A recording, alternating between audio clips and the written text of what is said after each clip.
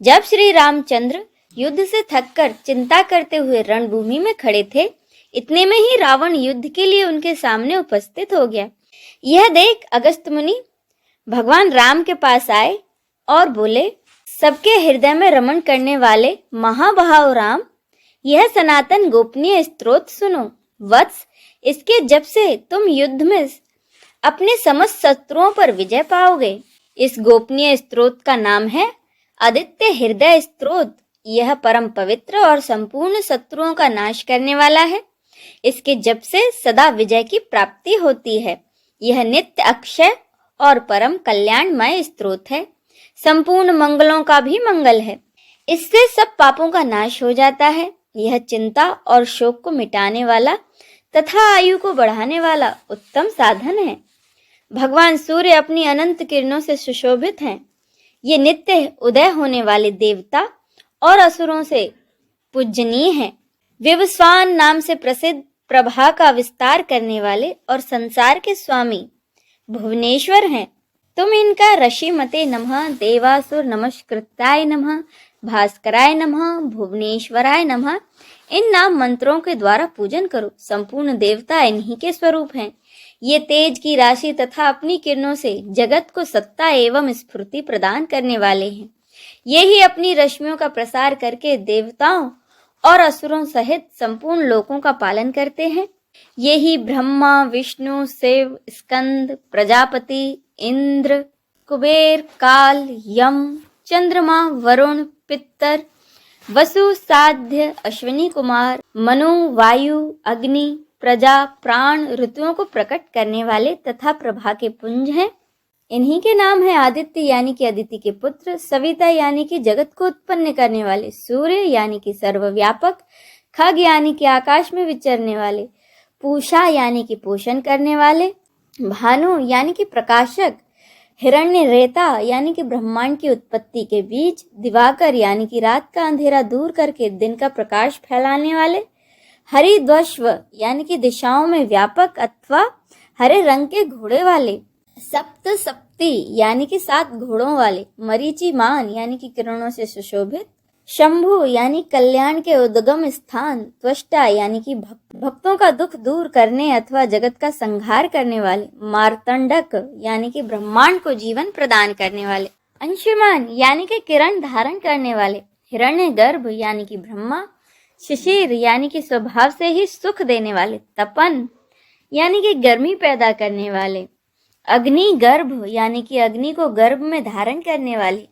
अदिति पुत्र, शंख इसका मतलब है आनंद स्वरूप एवं व्यापक, शिशिर नाशन यानी कि शीत का नाश करने वाले, व्योमनाथ यानी कि आकाश के स्वामी, तमोभेदी यानी कि अंधकार को नष्ट करने वाले, ऋग्वेद, यजुर्वेद और सामवेद के पारगामी, घन वृष्टि यानी कि घनी वृष्टि के कारण, पिंगल यानी कि भूरे रंग वाले, सर्वतापन सबको ताप देने वाले, कवि त्रिकालदर्शी, विश्व सर्वस्वरूप महातेजस्वी, रक्त यानी कि लाल रंग वाले, सर्वभवोद्भव यानी कि सबकी उत्पत्ति के कारण, नक्षत्र, ग्रह और तारों के स्वामी, विश्व भावन यानी कि जगत की रक्षा करने वाले, तेजस्वियों में भी अति तेजस्वी, इन्हीं सभी नामों से प्रसिद्ध हैं सूर्यदेव। पूर्व गिरि उदयाचल तथा पश्चिमी गिरि अस्ताचल के रूप में आपको नमस्कार है। ज्योतिर्गणों यानी कि ग्रह और तारों के स्वामी तथा दिन के अधिपति आपको प्रणाम है। आप जय स्वरूप तथा विजय और कल्याण के दाता हैं। आपके रथ में हरे रंग के घोड़े जुते रहते हैं। आपको बारंबार नमस्कार है। सहस्र किरणों से सुशोभित भगवान सूर्य आपको बारंबार प्रणाम है। आप अदिति के पुत्र होने के कारण आदित्य नाम से प्रसिद्ध हैं। आपको नमस्कार है। उग्र यानी कि अभक्तों के लिए भयंकर, वीर यानी शक्ति संपन्न और सारंग यानी कि शीघ्रगामी सूर्य देव को नमस्कार है। कमलों को विकसित करने वाले प्रचंड तेजधारी मार्तंड को प्रणाम है। परात परम रूप में आप ब्रह्मा, शिव और विष्णु के भी स्वामी हैं। सुर आपकी संज्ञा है। यह सूर्य मंडल आपका ही तेज है। आप प्रकाश से परिपूर्ण हैं। सबको स्वाहा कर देने वाली अग्नि आपका ही स्वरूप है।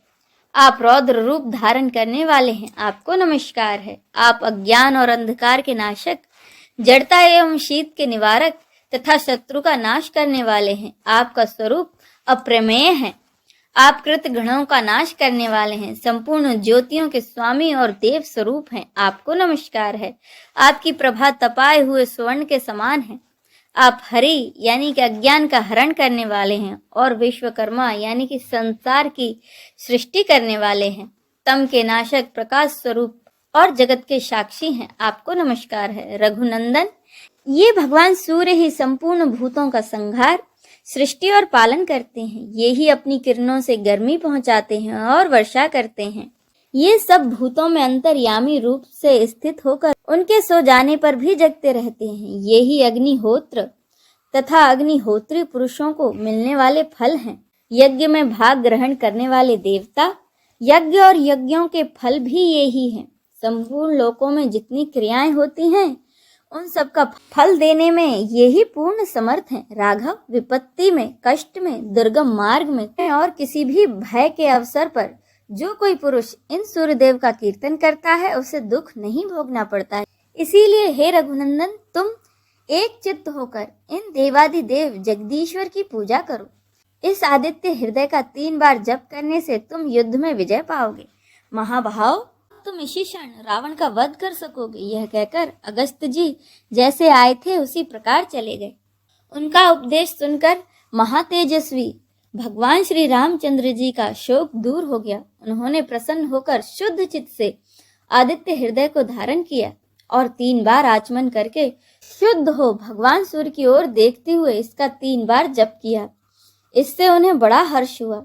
फिर परम पराक्रमी रघुनाथ जी ने धनुष उठाकर रावण की ओर देखा और उत्साहपूर्वक विजय पाने के लिए वे आगे बढ़े। उन्होंने पूरा प्रयत्न करके रावण के वध का निश्चय किया।